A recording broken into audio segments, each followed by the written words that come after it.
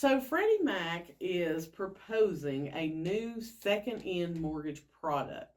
Now, it's not a piggyback, it's not a HELOC, it would be a closed-end fixed amortization second mortgage. And there's been a lot of debate about whether or not this is something that Freddie Mac actually needs to delve into, but I found it very interesting because 60% of American homeowners have a mortgage interest rate less than 4%. But they also have more equity now than they've probably ever had.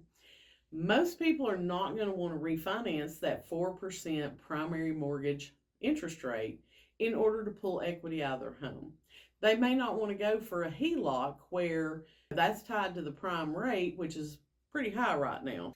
This particular product would only be available if your first mortgage was a Freddie Mac mortgage. There's several loan types. You've got Fannie Mae and you have Freddie Mac.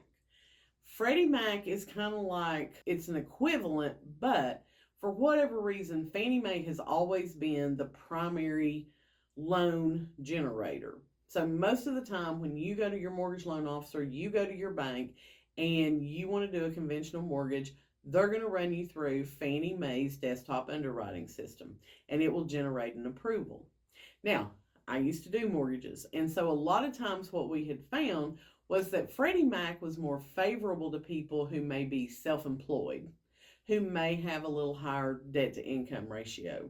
So depending on the credit score and some other factors, there are just certain people that Freddie Mac tended to grade a little bit easier, a little bit better than Fannie Mae did.